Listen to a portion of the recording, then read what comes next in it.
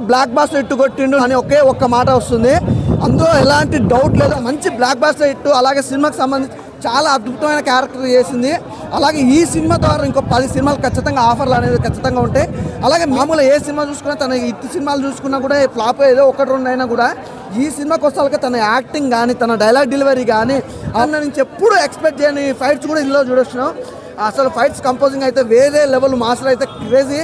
అలాగే ఇంకోటి కూడా చెప్పుకోవచ్చు భయ్య, డైరెక్షన్, మెయిన్ డైరెక్షన్ అసలు అద్భుతం అనుకోవచ్చు. ఒక మంచి స్టోరీ తోటి బ్లాక్ బాస్టర్ కొట్టిన సినిమా ఏదైనా ఉందంటే మాత్రం అలాంటి డౌట్ లేదు. అలాగే మెయిన్ చెప్పుకోవాలంటే ప్రొడక్షన్ వాల్యూస్, ఈ సినిమాలో ప్రొడక్షన్ వాల్యూస్ మాత్రం వేరే లెవెల్లో చూసారు. బీజే ఉంది భయ్య, నిజంగా స్టార్టింగ్ నుంచి ఒక లెవెల్ అనుకుంటే ఇంటర్వెల్లో ఉంటుంది బీజేమో, అసలు వేరే లెవెల్లో వచ్చింది. చాలా బాగుంది. ఒక డిఫరెంట్ కాన్సెప్ట్ తోటి మళ్ళీ బ్లాక్ బాస్టర్ ఎట్టు మీద ఎట్టు కొడతాడు, అందులో ఎలాంటి డౌట్ అయితే లేదు.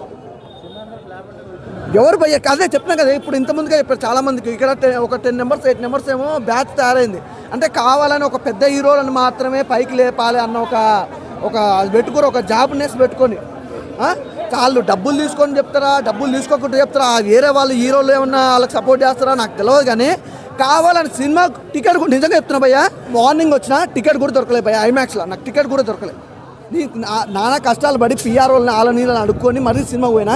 సినిమా చూసి బయటకు వచ్చాక నా ఒపీనియన్ కాదు, 10 మందిని చెప్పాను కదా, 8 మంది దాకా అడిగి వాళ్ళ ఒపీనియన్ తోటి నేను రివ్యూ చెప్తాను. నాకు బాగా అనిపించింది. బయట వాళ్ళు ఏమనుకుంటారు, జెన్యూన్ పర్సన్ అన్నారు. ఇక్కడ చాలా మంది చెప్పే వాళ్ళు ఉంటారు కదా రివ్యూయర్స్, వాళ్ళతో కాదు భయ్య, జెన్యూన్గా అడిగినా జెన్యూన్గా వాళ్ళ ఎమోషన్